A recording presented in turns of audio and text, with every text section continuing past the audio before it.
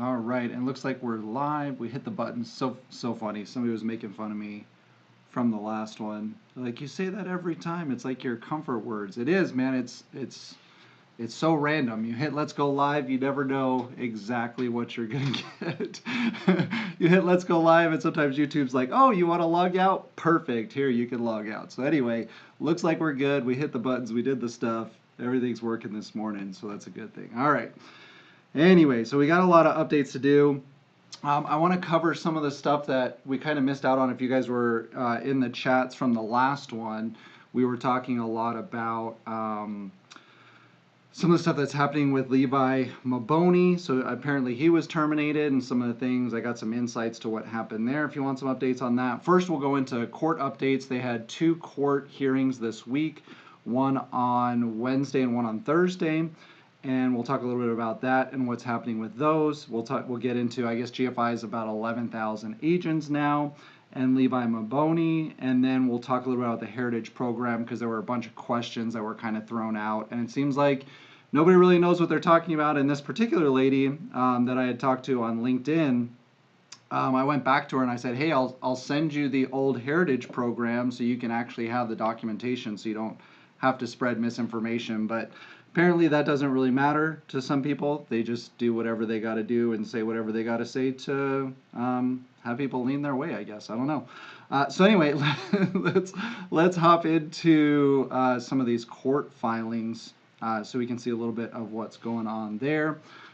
So this is the docket if you've ever logged into their servers, and so you can see what's going on. Any civil case, you're going to be able to find all the information about it online.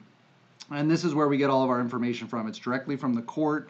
As you can tell, this is from Southern California of Northern District, the San Jose area. So this is where I get all the different files from. You have to pay to download each one of these, and all of this stuff is over on Locals if you want it. I appreciate all of your guys' support over there. We've had over 100,000 views here on YouTube, and a bunch of people have gone over to Locals and downloaded all this stuff, so it's much easier to find. I sort it all out for you.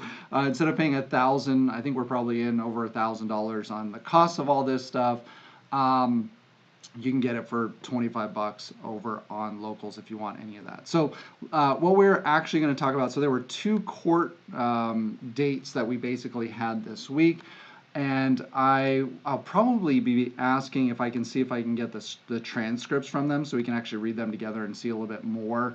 Unfortunately, it's not really recorded for our use. It's just kind of here, and so you can see they met on the 1st for about, I don't know, what is that, 45 minutes. No, it's like 6 minutes there and 10 minutes there. So we'll get some of those transcripts. And basically what they were meeting about here was that joint discovery letter that we read on Wednesday.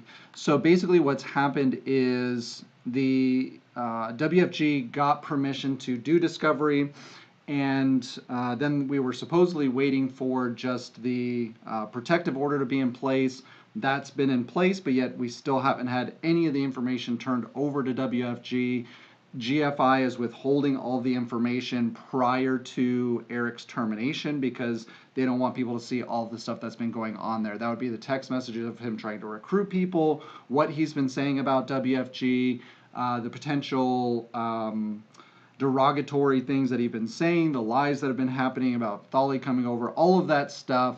They don't want to turn that over to WFG, so they had a meeting about it. We don't know exactly what was said. I'll see if I can get the transcript so that we can read some of that together, because we don't know what was said or what the judge determined at the end of that. But that was what that particular court was about. And then the day after that, this was on Thursday, they met again. And this particular one was kind of what they need to do with all these motions that we've been talking about. The motion to dismiss, they discussed that. In the different court filings. So this one was the original one, I think, where Eric sued WFG. This is the one. This is the one where So each one of the court filings, basically, they filed different things, and they were meeting together to do all of that. The motion to compel, this was when they were talking about them needing help because they haven't been able to get any of the discovery that they've wanted. They're not turning that over. And then also the motion to compel arbitration, because this is supposed to go through arbitration first before it ends up in the courts. And then a motion to dismiss. And they've been talking about all of that. It looks like they went on for almost 2 hours, an hour and 40 minutes or so on the 2nd, which was Thursday. So they've discussed about all of that. I'm going to see if I can put an order in for those transcripts as well so that we can go through and see what was actually said and kind of how they're feeling about all of it. I'm assuming probably sometime next week. Let's see, what does this say? Orders issued. The next conference is going to be set. Oh, the next one is vacated, and I don't see when the next one's going to be. I thought they said on the 22nd. Oh, this one's set for the 22nd. They'll be meeting again about that. So anyway, I'll see what kind of updates I can get from that stuff. I don't have a lot for you on those today, but those are some big things that happened this week that will really start to impact the case here on out. So that's kind of where we're at as far as the cases go, because all of this could go, the judge could have said, hey, you're right, this needs to go to arbitration, or hey, this needs to be dismissed, or whatever it is. We'll get some good information on what's actually going to be happening after that. If you happen to work for one of these ones, if you're one of the lawyers and you want to put this in one of the filings, that would be great as well, that I don't have to order it. I doubt they'll do that. I doubt any of them watch this, but that would be helpful as well. So that's kind of where we're at with that. And so then the next thing, as we were talking about a lot of that stuff, one of the comments that was brought up from one of the GFI ladies in the chat was talking about Levi Mboni. I didn't know who she was talking about. She said, oh, somebody with $6 million, that was making $6 million a year, just got terminated from WFG, and tried to make it sound, what's weird is they're able to very effectively do this weird thing where they are on the offense, but then they also claim that they're on defense. And it's very interesting. It's very manipulative, and it could be why they like the book 48 Laws of Power, because that's exactly what it talks about, right? It's like this whole smile in your face while I stab you in the back. So I looked more into the whole Levi Mboni thing, and so apparently they just listed this. I think this was yesterday. He's moved over to GFI. Now, apparently what actually had happened was that he was simultaneously in GFI and WFG. So this is where the anchor leg gets so devious, I guess, if you want to call it that, or so tough, because he supposedly and allegedly, obviously, that he was going to WFG events, his wife was in GFI, and he was recruiting people over to GFI. And maybe that's why they called him the Black Panther. I don't know. But they did this video about him being the Black Panther. And so maybe that was it. He was in disguise the whole time, pretending to... I cannot fathom. Oh, here's the actual picture. Sorry, I didn't have that up. But so he's over at GFI. You can see this one here. And then them calling him the Black Panther. So... I don't know, man. I cannot fathom the deception that it takes. Like, think about it. You're showing up to an event with your friends, your mentors, the people who have helped you through this process. You're shaking them, you're shaking their hands, you're looking them in the eyes, and then behind closed doors, you're trying to recruit their people away from them. Like, I don't know, man. I don't understand how you can be on the attack and then also claim to be the victim at the same time. And they continue to do this over and over again. Michael Churanowski saying, oh, they terminated me for no reason. No, you were trying to recruit people from WFG, move them to GFI. That's obviously outside of your contract. So that's why you got terminated. But they have this great way of spinning it into, well, WFG terminated us and we were making $6 million a year and they did it for no reason and we have no idea what's going on. And now we're over at GFI because obviously we still have to make a living. I think that's just so deceptive. It's the equivalent of shaking your friend's hand and then trying to sleep with his wife behind his back. And I just don't understand how they have this moral authority to say God's on our side and we're doing all the right things, and bringing over Greg Cap to have that whole spiritual sorry, I'm on a rant today, but like this stuff really burns me. Like it bothers me to the nth degree that you can shake somebody's hand and look them in the eyes and then behind closed doors, you're trying to steal from them. And I don't know, man. I don't understand that mentality. But maybe that's why I don't make $6 million a year. I don't know. Um, Maybe that's the flaw. I don't know. I guess I don't know if I would change it though. If that's what you got to do to, and you don't obviously have to do that to get there. I don't want to say that. That's too easy of a cop out to just say, well, everybody who makes a lot of money is corrupt. That's obviously not true. You can be a good person and make great money, but I just don't understand how you can do that. Show up to an event, pretend to be friends with somebody while you're literally cutting their legs out from underneath them. I don't understand it. I don't know. I don't understand how people can do it. But anyway, that seems to be what's been happening with Levi. Apparently, his wife was over with GFI. I talked to some of the people who had kind of been on both sides of the fence, and they said, yeah, the wife's been over there basically the whole time. So now you know why Levi left. Most of you probably already knew that, but that's basically what he got terminated for. He was at a WFG event recruiting WFG people for GFI at that event. And I don't know. I don't understand how somebody can do that, but I guess that's fine. So let's get into a little bit of that. Oh, why am I covering the story? So the reason why I'm covering the story is because somebody brought it up on the last one. And I'm just tired of the lies. Like, I don't care. If you want to go to GFI, perfectly fine. If you want to stay with WFG, perfectly fine. I have people on both sides of the fence. But what bothers me is when you just flat out lie to people. And people are making decisions that their life and their family depends on it. And they're making decisions on false claims. I think that's unfair to people. And so why am I doing this story? Because I wanted to know the truth. I hopped on when Eric was going to do his original coming out, and I wanted to know what was going on.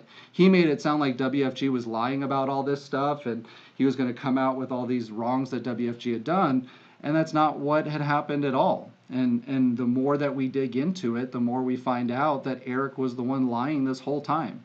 And I just don't like lies. I don't know why I got into this whole thing through COVID and through the lockdowns that I'm just tired of being lied to. Didn't WFG lie saying you could have ownership and pass it on to your heirs, but you can't? Yeah, we'll talk about that too. And you can determine if it's a lie. Like, I'm not here to be one-sided. I'll expose both of them. And so we have the Heritage program, and we're going to talk about that next. So that's a great segue. Thank you. And some of the lies that are being spread out from GFI people. Talked to a lady on LinkedIn. I said, hey, I'll send you the file if you want it. And she wasn't interested in the truth. She just wanted her story on it. And so let's go through the Heritage program and let's talk about it. And you guys, you make your own determination. Now, this is the old one. This is not the new one. The new one I don't think is out yet. But I've seen a lot of misinformation about this. And if you don't like WFG, that's perfectly fine too. I don't care. Just, we need to stop lying about this stuff. I think we hurt the industry when we lie about it. Why do we need to lie about it? Like, the opportunity is so good wherever you're at, just don't lie about it. I don't understand what the problem with that is. Why can't we just be honest and truthful about what we have, talk about our strengths, and if somebody doesn't like it, they can go somewhere else. Who cares? But I don't know. I'm just tired of the bickering back and forth. So anyway, here's the Heritage program. I will put this on Locals for free. You can download it if you want, so that way you don't have to take my word for it. You can go and read it yourself. So we're talking about the automatic vesting, right? And there's been a lot of, she was saying that there is no vesting until you hit EMD as far as it goes with WFG. So right here, you can clearly see it says that you automatically vest at MD or higher. Now what that means and what your options are obviously different things. So, but you automatically vest at marketing director with WFG. And your heirs will receive this vesting option after your death pursuant with your current estate plans. Now, your options are different on what you can do, and this is where I think people get confused or they knowingly mislead people. So in order to sell your business, yeah, whoever LRG is, there's probably mistruths on both sides, and I talk about both of them, right? Like, I don't think it's fair to make change. I think WFG's mistake was changing the Heritage program for one person. I don't like when they do that, of course. Like, I don't think that's fair. The challenge is we don't also know what was said behind the scenes. So that's what we're hoping, we're trying to figure out here together. So you can sell your business, but you need to be a qualified SMD. So that's different than receiving the vesting, right? So if you're MD, you receive the vesting. Now, if you want to sell your business, apparently you have to be SMD. You have to earn a minimum of a certain amount of points. You have to have 3 consecutive years of prior sales. So there's other qualifications if you want to sell that business instead of just living off of the vesting. Very, very different in understanding, but if you want to sell the business, different than vesting. Now, you have another option, and you guys can read through all this if you want, different qualifications. Now, what they usually cite is this one, and this one is what she kind of took a picture of. So, transfer your business to a family member. Now, this is saying outside of your immediate family, like your spouse. Your spouse can automatically get it, but if you want to transfer it to a family member, it's a higher standard, or basically the standard of being able to sell your business. And this is probably because there's got to be enough to sell, but if you want to sell it to not your spouse, but maybe to a kid or something like that, they want them to be EMD. Now, like it or not, this is just what's in the packet. So if you're going to transfer that business to them, instead of so you can take the vesting option, or they have to be able to run the business if you were to sell it to them. And I imagine, and I'm just putting just my thoughts on it, that maybe, and the reason for that is if you're selling your business, you also have to sell it to an EMD. So they're saying that just because you're selling it to a family member, they still need to be qualified to be able to run that business. I think it's the same thing. You wouldn't give your dentistry office to your 18-year-old child, right? Like you would probably want to give it to somebody or sell it to somebody who can actually run the business. Now, maybe that's not your thoughts on it. Maybe you would want to give your business to an 18-year-old and have them run it for you. I don't know. But they're basically wanting somebody who knows how to run the business that you can transfer that person to or sell it to. So planning upon death or disability, you can transfer the ownership of the business to your spouse as long as your spouse has been active with WFG for at least 3 years and is licensed and in good standing. So, I mean, it's right there. It's clear stuff. We don't need to lie about it. It's there. So you can transfer the ownership of your business to your spouse as long as your spouse has been active with WFG for at least 3 years and is properly licensed to do so. Now, I've also seen them make exceptions to this. They, when we were talking about, oh my gosh, I can't remember the guy's name, but anyway, he was on stage, he was talking about it, one of his girls had passed away, the husband was not licensed, but she had been with WFG for a while, was an SMD, and they allowed him to get licensed and then move into that position of taking over the business. So we've seen these things happen. I don't know why we need to lie about it. And you can elect to transfer ownership of your business to an immediate family member as long as that family member has been active with WFG for at least 3 years, is an EMD or higher, properly licensed and good standing with WFG. So if you don't want to do that, you sell it or you live off of the vesting. But like, I don't understand. It's like, what's there to, yeah, I don't understand. What are people freaking out about? So that's it. You just pick what you want to do. Now, I tried to find it in the paperwork for GFI because I want to be fair with this, right? So I looked up in the EMD paperwork, but the challenge is it's not in here. So in looking for the contract for GFI, they refer to, and let me bring this up, they refer to this this section of an agreement called Vested Ownership Terms and Conditions. Now, I've looked everywhere for this. This is almost like a separate document. I have not been able to find it. If anybody has it, please send it to me and I'll talk about it. But every time that they're talking about vesting, they refer either to EMD or to this document that I have not been able to find. It's not in the original contract and it's not in the EMD contract. This is the EMD contract, and this is what it talks about, basically becoming EMD and now therefore in consideration for the vested benefits. So to me, that's saying you need to be EMD, but maybe there's a different document that I just haven't seen that talks about vested ownership and conditions. But outside of that, it looks like you need to be an EMD over there. If you guys have something else, let me know. I'd love to see it. But that's what I'm finding. I went through the whole contract for GFI, and when you look up vesting here, it just keeps referring back to that original. So you can say whatever you want, but if it's not in the contract, then it's hard for me to believe it. So that's basically where we're at with those. Again, not a whole lot of updates as far as that goes, but those are the main things that I want to talk about that I couldn't clear up on Wednesdays Wednesday's live that was kind of on the spot, and I didn't have responses for what she was saying, but that's where it's at. So let me go back in here. Wow, you guys are blowing up in here. The wrong main video just said that it was right. Lies on both sides, compensation.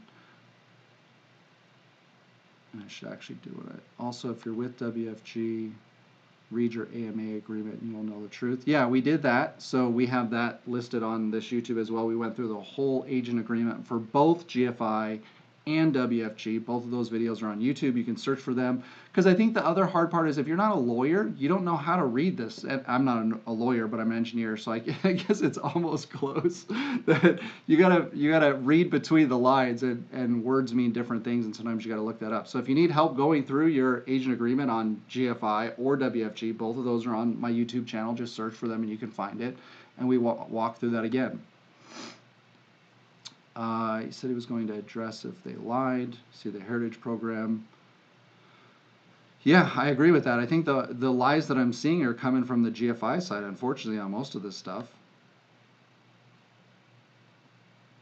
Yeah, no need to be hostile. It's true. Let's just be honest with each other. Like, why do we gotta lie about it? So, plus you didn't ask anything I didn't even know. I'm asking. Yeah.